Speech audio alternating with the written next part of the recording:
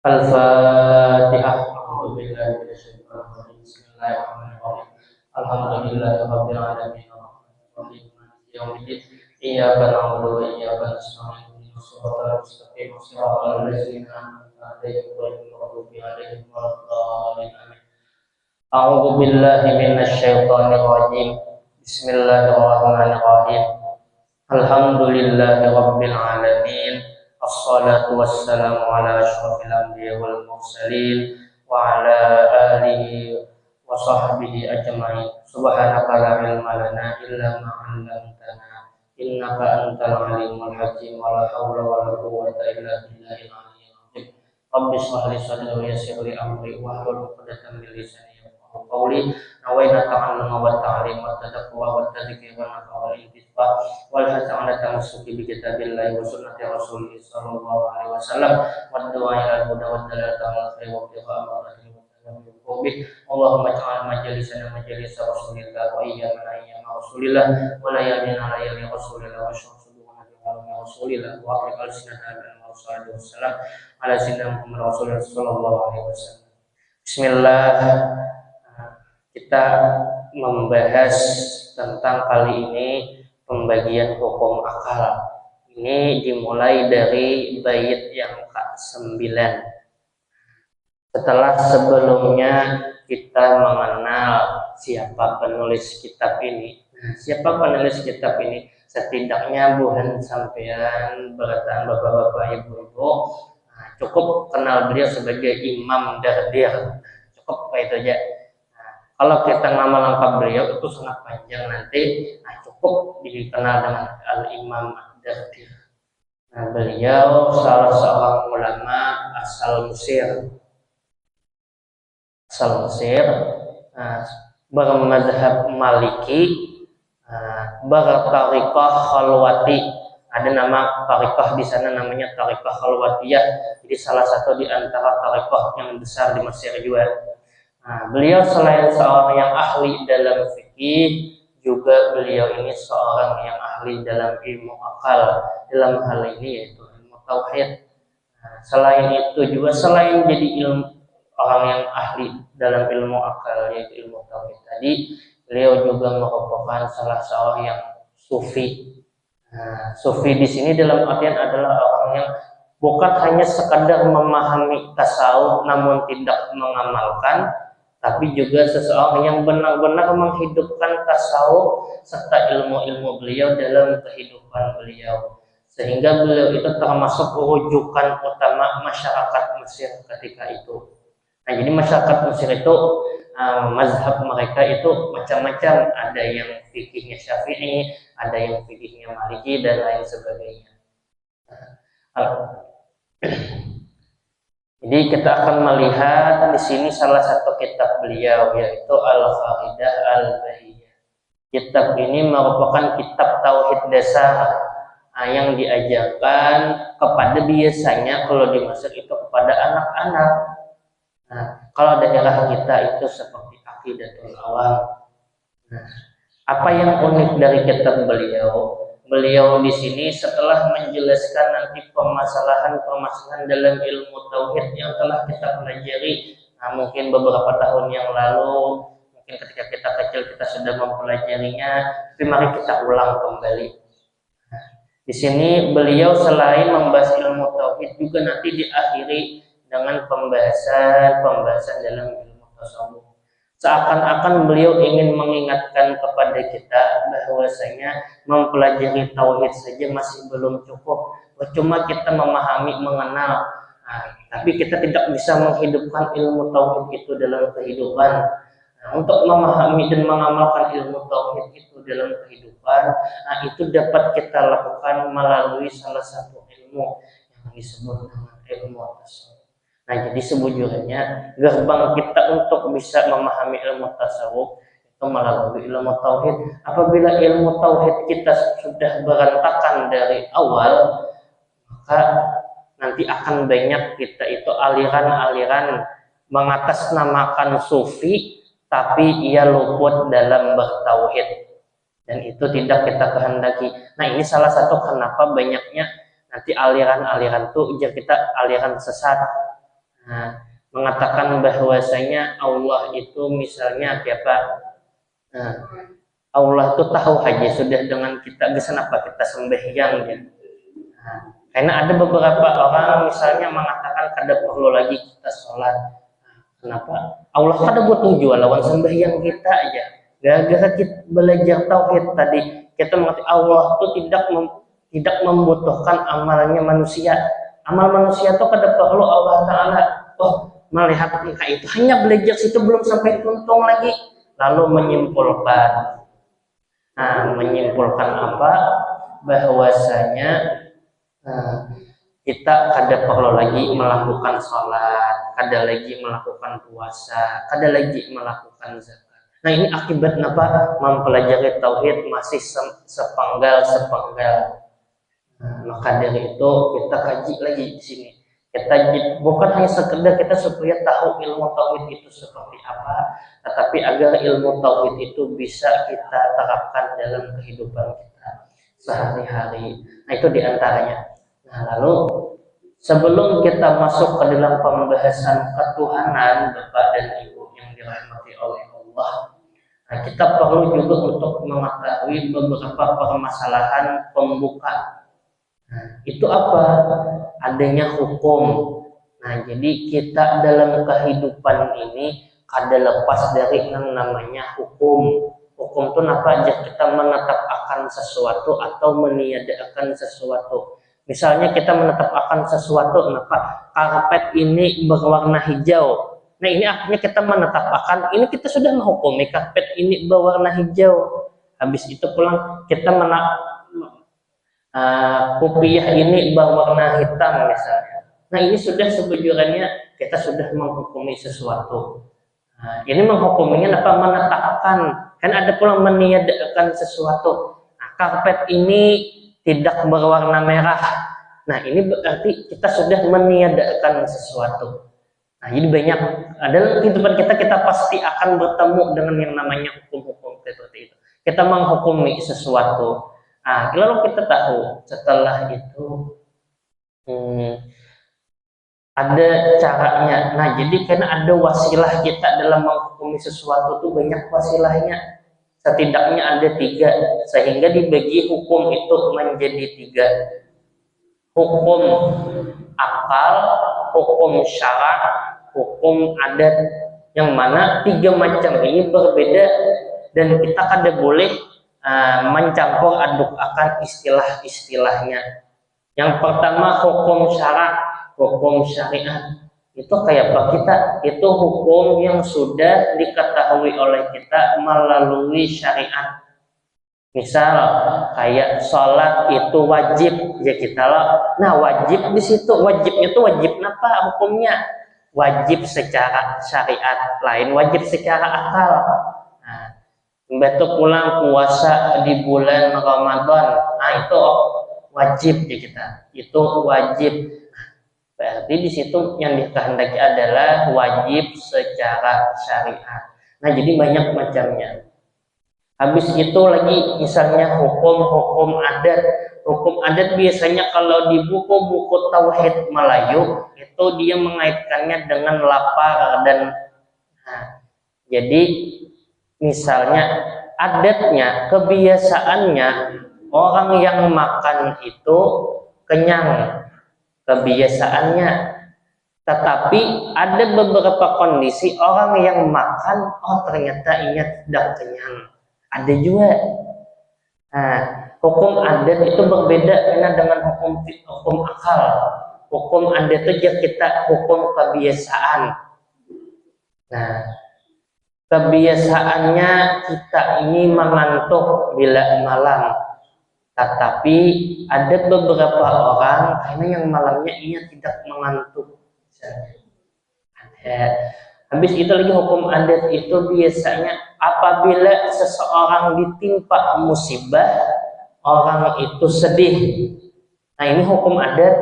Kenapa? Karena ada beberapa orang yang mana apabila ditimpa musibah bukannya sedih malah senang. Kenapa? Karena ia tahu bahwasanya musibah itu datang dari Allah, yang mana di balik musibah pasti ada hikmah. Nah, itu berawal dari apa? Kita mengetahui hukum adat. Adapun hukum akal itu adalah ketika kita mengetahui sesuatu. Nah, jadi hukum akal itu kita mengetahui sesuatu melalui proses berpikir melalui akal. Akal kita yang main, misalnya kayak apa? 1 tambah 1 sama dengan 2. Nah, ini kita memakai akal. Nah, kayaknya pulang 10 kali 10 sama dengan 100. Nah, itu kita memakai akal. Nah, itu karena sifatnya disebut dengan hukum akal. Nah, jadi berbeda seberataan bapak-bapak dan ibu-ibu lah. Nah, kita ulangi lagi. Hukum tuh ya kita setidaknya kita bisa membaginya dulu kepada 3. Hukum yang kita ketahui dan menggunakan melalui perantara syariat itu disebut hukum syara atau hukum syariat atau hukum agama. Nah, kita ketahuinya apa? Melalui dalil Al-Quran, dalil hadis, kitab fikih yang mana disaripatikan melalui kitab fikih kayaknya. Nah, dan usul fikihnya. Nah, lalu ada hukum yang mana itu kita ketahui nanti melalui kebiasaan. Nah, kebiasaan itu seperti tadi yang mana hubungan makan dengan kenyang. Hubungan makan lawan kenyang itu kebiasaan saja. Nah, lain hukum pasti. Jadi jangan kita berpikir bila orang makan sudah pasti kenyang, kada boleh kita kayak itu. Karena belum tentu orang makan itu kenyang. Nah, jadi harus kita bedakan. Banyak dalam kehidupan kita itu kita masih mencampur adukan antara hukum akal kena dengan hukum adat. Nah, bahaya. Ya tadi contohnya bilanya kita lapar sudah makan pasti kenyang, kada boleh kayak itu.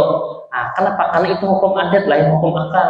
Kalau hukum akal itu pasti siapa kawan menolak 1 tambah 1 sama dengan 2.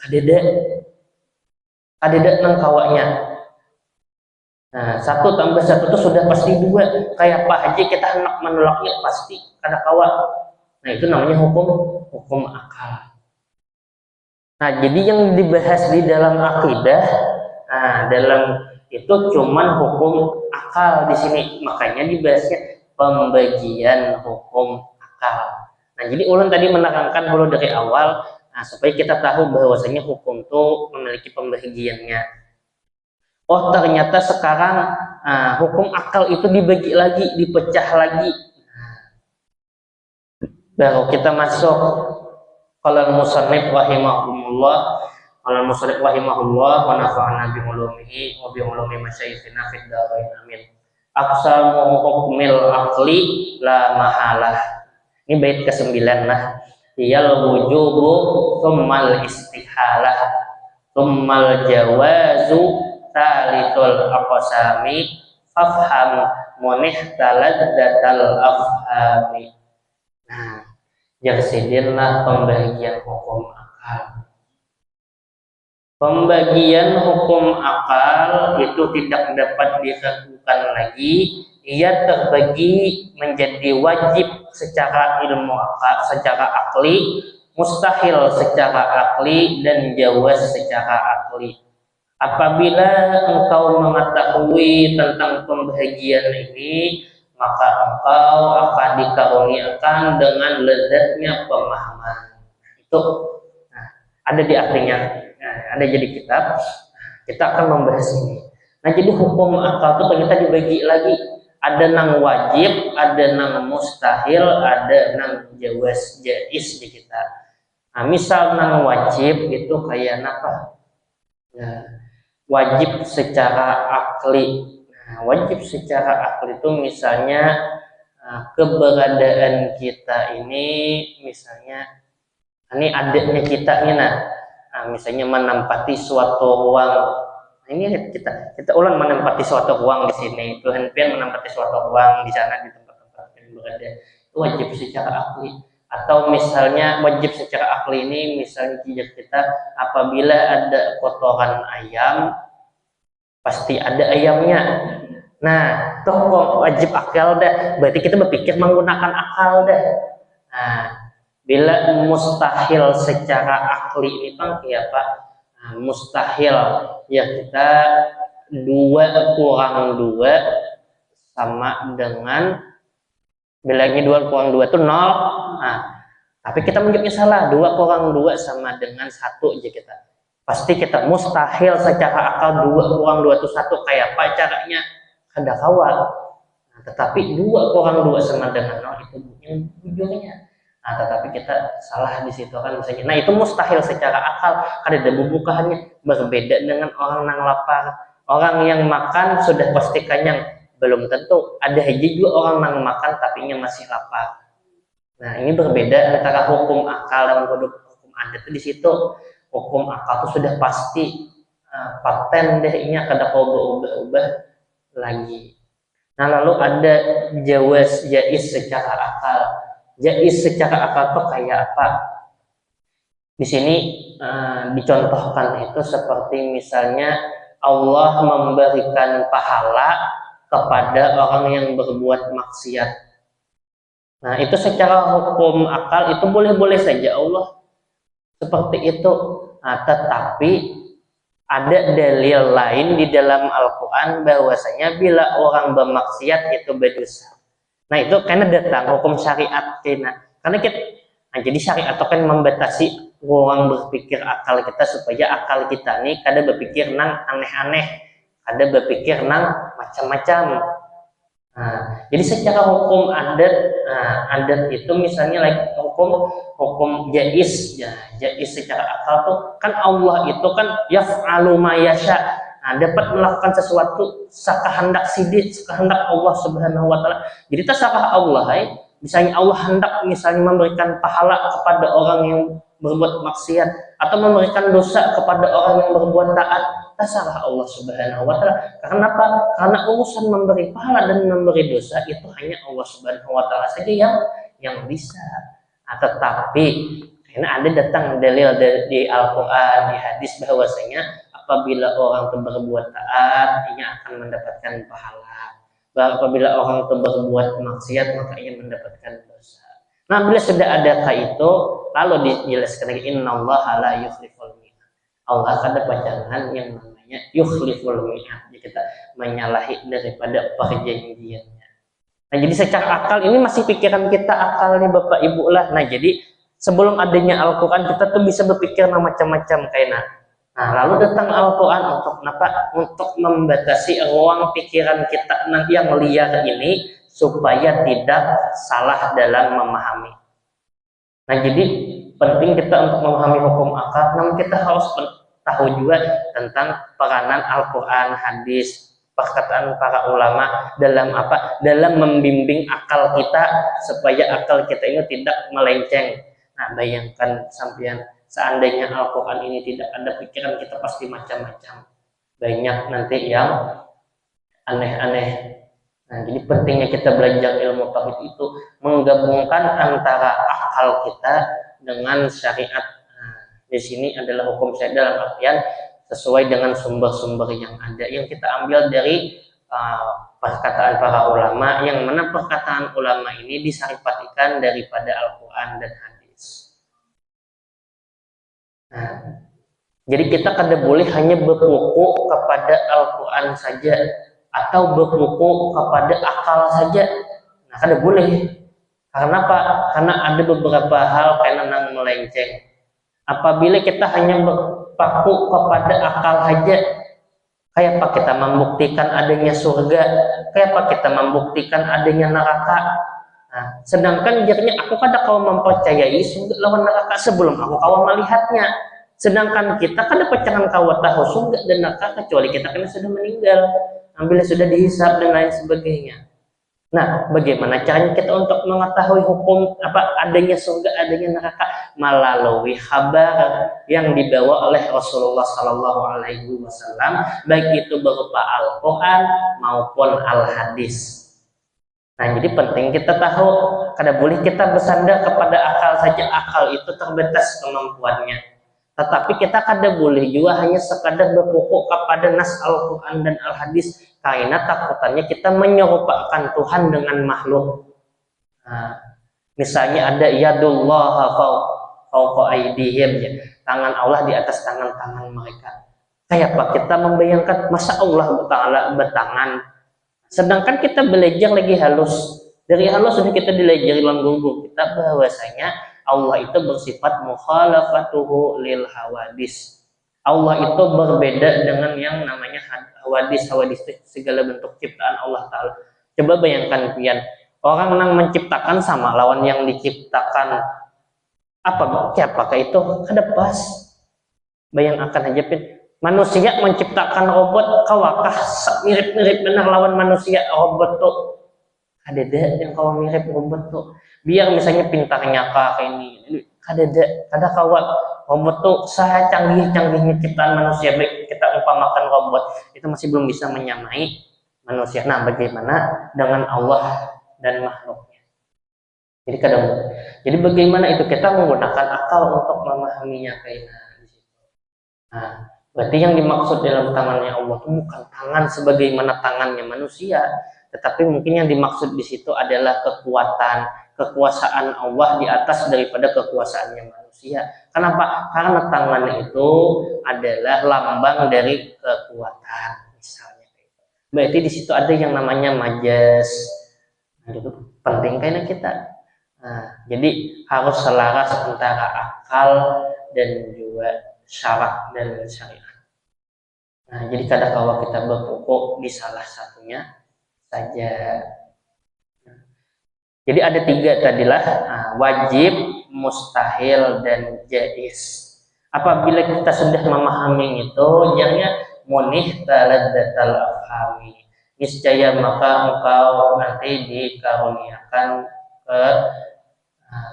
kelezatan dalam paham.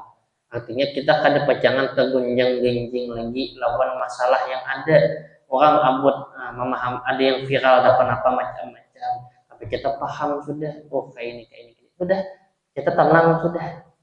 Nah, jadi model kita dalam menghadapi hidup di dunia itu kita bisa memahami hukum akal, hukum adat, dan juga hukum syara. Nah, itu perlu kita. Nah, kalau hukum syara itu kayaknya hukumnya masuk ke dalam fikih. Fikih itu apa?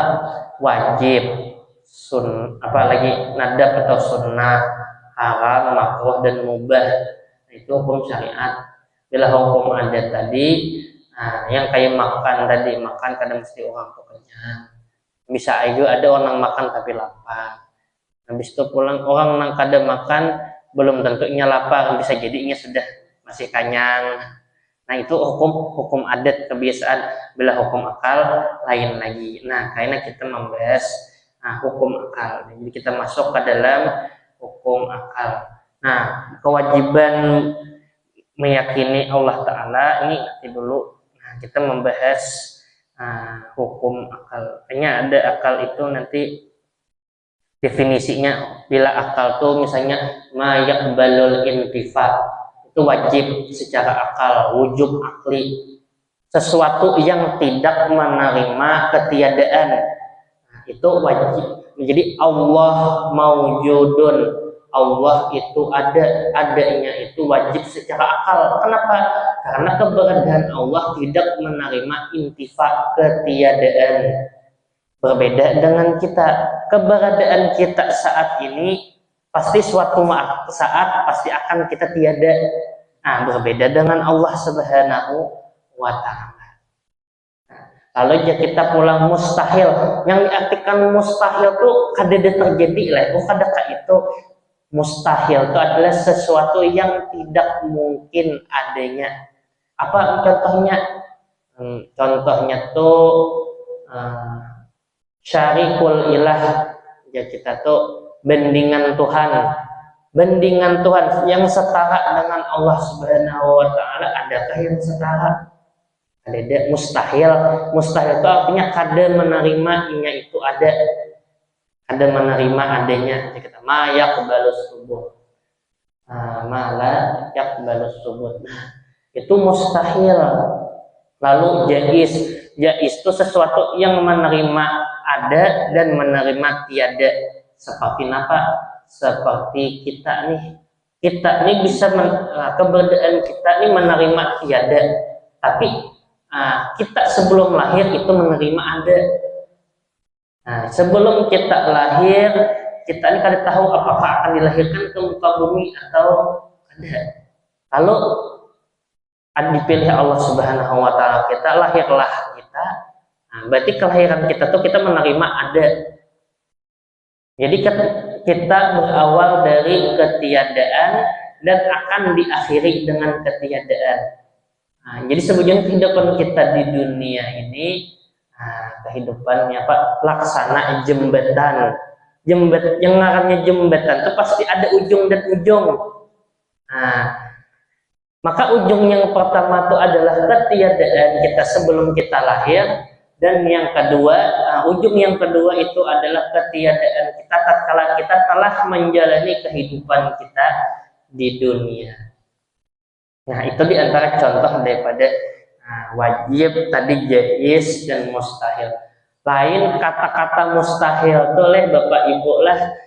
Bukan mustahil itu dalam artian yang kita mustahil bila kita berpandiran mustahil itu terjadi ya mustahil ya. Lain, mustahil dalam ilmu tauhid bukan istilah mustahil yang ngancak kita pakai dalam kehidupan sehari-hari. Nah, jadi kita harus membedakan. Umpama penggunaan kata mustahil kita dalam kehidupan sehari-hari itu apa misalnya? Ulun misalnya lah ada bentuk kenal, ulun mengangkat mustahil jadi ikam kawa mengangkat bentuk itu. Kenapa? Karena bentuknya kenal benar, pasti kada kuat 10 orang yang mengangkat kada kuat ya. Mustahil ya. Nah, mustahil yang dipakai kita, istilah yang sering kita pakai dalam kehidupan sehari-hari itu hanya mustahil secara adat, secara hukum adat, bukan mustahil secara hukum akal. Kalau mustahil secara hukum akal itu kalau kita akan mustahil bila orang makan tuh kada kenyang. Mustahil bila orang makan tuh kada kenyang. Ada aja, tapi dia di lain tempat ada aja orang yang makan tapi masih belum kenyang. Nah, itu jadi mustahil kita yang dipakai dalam kehidupan sehari-hari kebanyakannya itu adalah mustahil dalam hukum adat. Kalau mustahilnya tadi mustahil hukum akal, ini itu sesuatu yang kada menerima adanya. Nah, ini siapa aja bandingan Tuhan, bandingan Allah Subhanahu wa taala. Nah, lalu di dalam Al-Qur'an tuh karena ada laukana fihi ma'ali illallah la fasadata. Nah, jikalau di langit dan di bumi ini ada Tuhan selain Allah, berarti ada kawan selain Allah, Tuhan itu ada yang mengatur ya, la fasadata, maka langit dan bumi itu akan binasa. Kenapa? Karena berebut,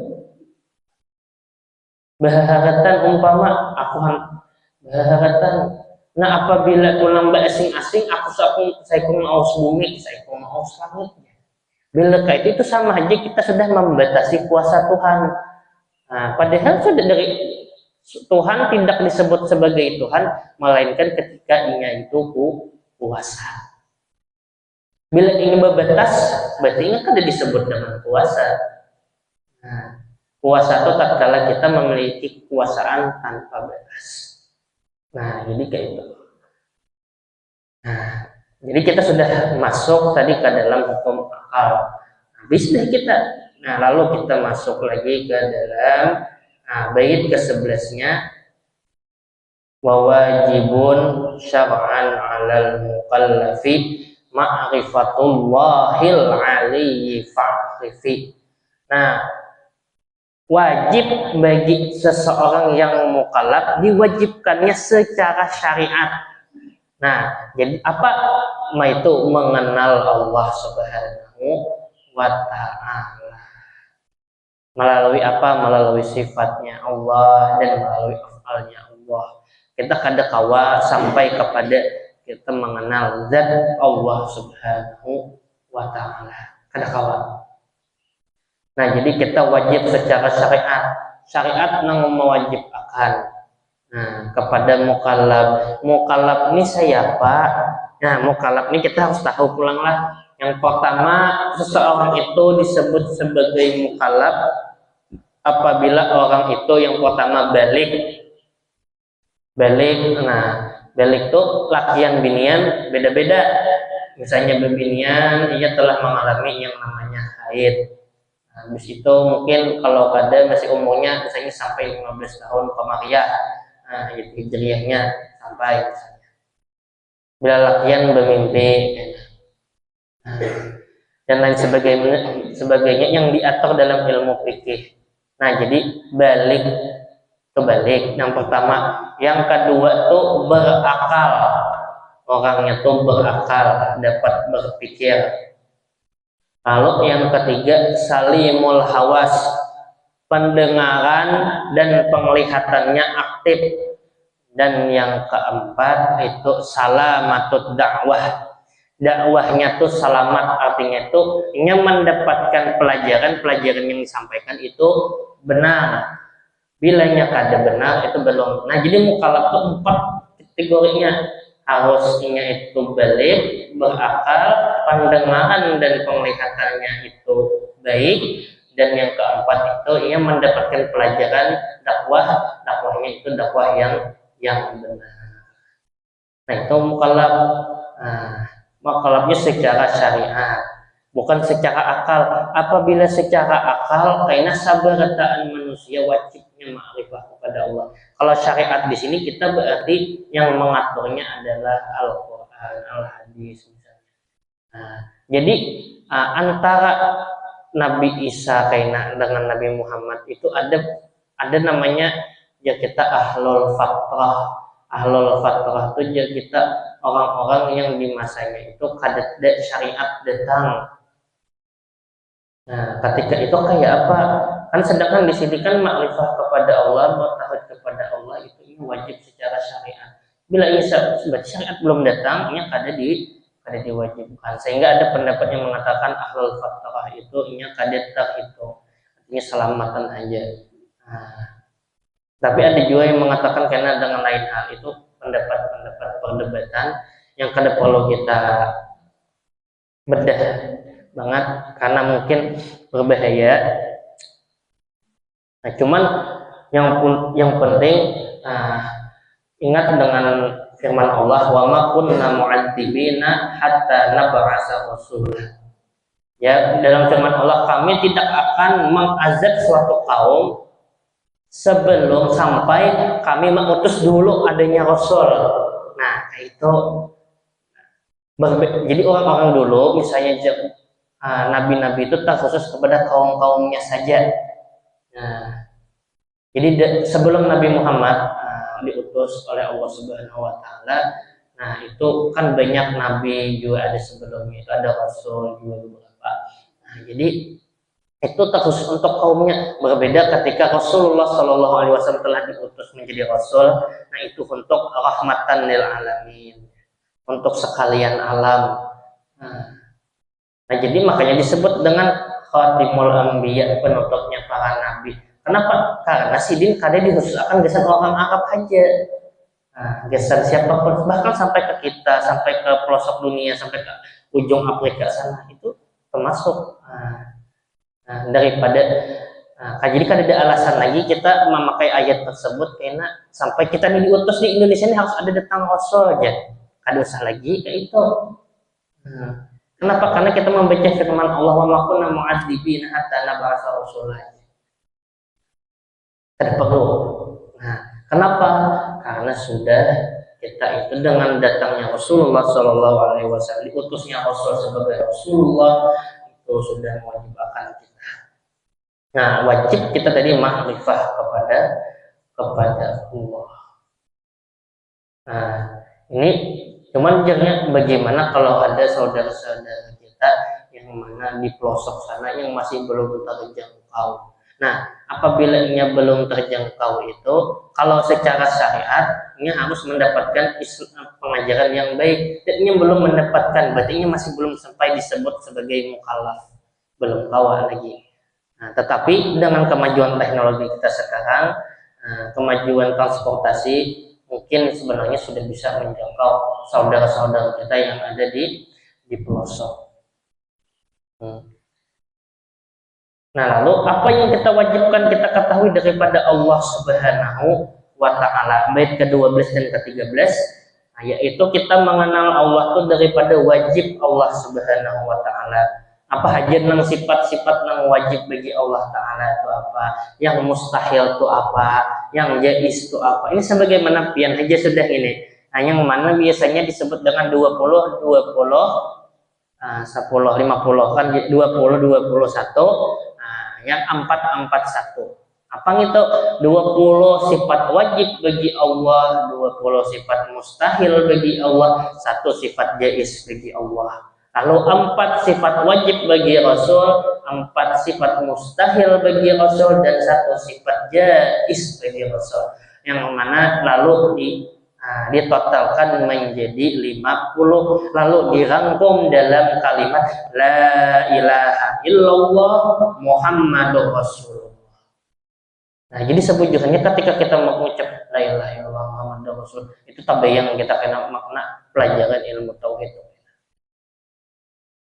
Jadi kehendak itu kita memahami, karena la ilaha illallah kada sekadar kita la ilaha illallah aja. Nah, kita memahami karena bahwasanya di situ ada perentelan di dalam ilmu tauhid. Di dalam apa?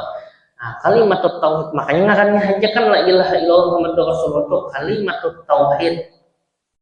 Nah, kalimat tauhid. Nah, lalu seperti itu juga pada hak Rasul.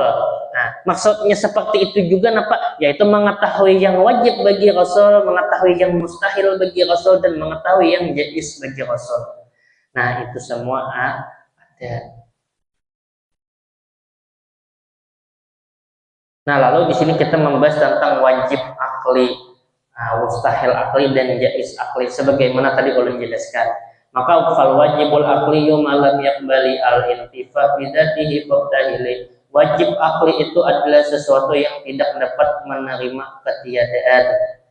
Maka berdoalah kepada Allah dengan sepenuh hati. Wal mustahilu kullu malam yakbali, dan yang mustahil itu segala yang tidak menerima pada zatnya as-subut, keberadaan. Itu kebalikan dari yang pertama. Wa kullu amrin qabilin lil intifa wa li thubuti jaizun bila khafa. Dan setiap perkara yang bisa menerima ketiadaan dan keberadaan maka disebut dengan jaiz akli. Nah, ini tentang definisi wajib akli, mustahil akli, dan jaiz akli. Ini sudah ulun jelaskan tadi di awal. Nah,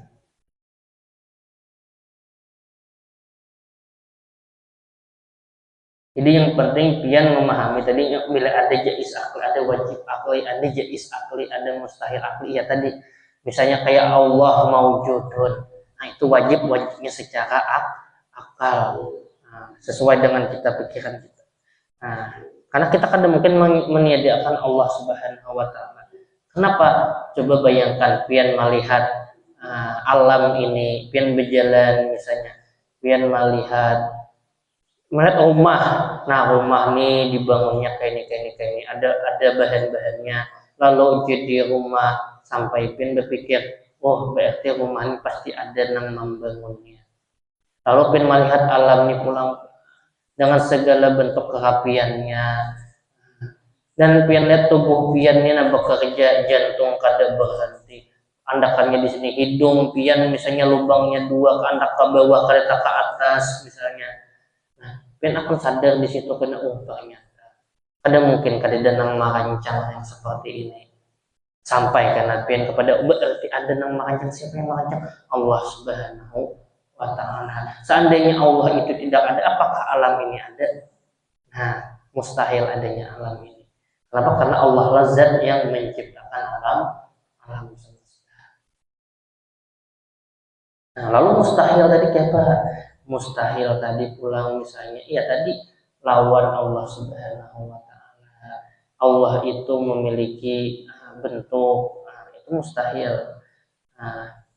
Habis itu karena ada kaidah kayak ini, kullu ma khatara bi balik Allahu bi khilafi dzalik.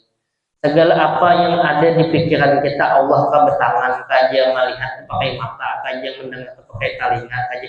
Nah, apabila ada di akal pian itu tak pikir tentang Allah Subhanahu wa taala, percayalah bahwasanya Allah tidak yang demikian. Nah, ini ada kaidahnya. Bila di pikiran kita tuh ada macam-macam mengenai zat Allah taala, maka langsung kita hukumi kebalik, kadede yang kayak itu kebalikannya. Nah, ini kaidahnya. Sudah di situ kita lanjut lagi ke dalam pembahasan argumen mengenai keberadaan Allah. Nah, sedikit lagi kita lah tumma'laman. Nah, ini hasil dari kita memahami hukum akal tadi apa? Tumma'laman. Kemudian yakinilah oleh kamu bahwasanya alam ini alam nih, yang segala yang ada di muka bumi kita ini sampai yang semesta nih, ma siwallahil aliyil alima, segala sesuatu yang mana itu selain Allah Subhanahu wa taala itu disebut sebagai alam. Nah, jadi alam itu lain yang kita alam ini, pemandangan kita nih alam, pemandangan alam. Ada kata-kata, ada yang disebut alam di dalam ilmu tauhid adalah segala sesuatu selain Allah Subhanahu wa taala. Segala sesuatu selain Allah taala maka itu disebut sebagai alam. Apapun itu, bahkan diri kita sendiri pun itu adalah alam sebenarnya. Kalau karena ada orang menganggap alam itu kan alam kecil dan alam besar. Alam besar itu apa? Alam semesta.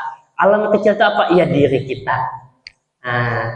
Tapi ala kulli hal semuanya itu selain segala sesuatu selain Allah itu ia adalah disebut sebagai alam. Min ghairi syakkin haditsun muftakiru di annahu qama bihi taghayyur. Tanpa ada keraguan lagi, alam itu ia hadis, lagi ia membutuhkan kepada yang menjadikannya. Kenapa? Karena yang namanya segala sesuatu yang hukumnya hadis itu ia akan berubah-ubah. Kita lihat diri kita awal dilahirkan halus, mulai itu kan berubah-ubah sampai karena kita puncak dalam kematangan kita, lalu kan kita semakin menua sampai kita nanti dikubur ke dalam tanah, itu kan adanya perubahan. Nah, adanya perubahan dalam diri kita itu sebenarnya kita sedang hadis diri kita ini hadis baharu. Artinya apa? Diawali ketiadaan dan diakhiri dengan ketiadaan. Nah, dan dia itu membutuhkan kepada muftakir. Muftakir ini apa? Berhajat, ya kita membutuhkan. Apa yang dibutuhkan? Membutuhkan zat yang menciptakannya, yang menjadikannya. Itu siapa? Yaitu Allah Subhanahu wa taala. Sehingga kalau kita di dalam ilmu tasawuf itu nanti ada kita tuh istilahnya al-ijad wal imdad. Nah, jadi kita ini sebenarnya mendapatkan dua nikmat secara global, yaitu secara umumnya yaitu nikmat ijad. Nikmat ijad itu adalah nikmat ketika Allah menjadikan kita, ketika Allah menciptakan kita, itu nikmatul ijad. Tapi tatkala Allah Subhanahu wa taala menyuplai setiap nikmat selama kita hidup di dunia, itu disebut dengan imdad. Nah, jadi alhamdulillah misalnya kita seumpama masih hidup saat ini. Nah, itu artinya Allah masih menyuplai nikmat kepada kita. Nah, itu disebut dengan imdad. Jadi nikmat yang terus berlangsung. Nah, jadi apabila Allah Ta'ala telah men-stop misalnya supply nikmat kepada kita, nah itu artinya apa? Kita sudah wafat. Kita sudah habis masanya kita hidup di dunia ini. Nah, lalu untuk bait selanjutnya, insya Allah kita akan lanjutkan di hari Sabtu pertemuan yang akan datang. Nah, silahkan aja yang datang. Jamnya sama aja kita, insya Allah ada berubah-ubah. Insya Allah selama bulan puasa, nah, kita membaca kitab ini habis kata habis, nah, kita baca selama Sabtu dan Ahad. Insya Allah mudah-mudahan yang sedikit ini ada manfaatnya. Semoga Allah Subhanahu wa taala mengaruniakan nikmat pemahaman kita melalui kita mengkaji daripada pemikirannya Al-Imam Dardir ini. Semoga dengan berkat Imam Dardir, ilmu yang beliau tulis ini kita menjadi lebih paham dan kita jadi lebih bisa memahami tugas kita sebagai hamba ciptaan Allah di muka bumi ini. Ala hadhihi al-Fatihah.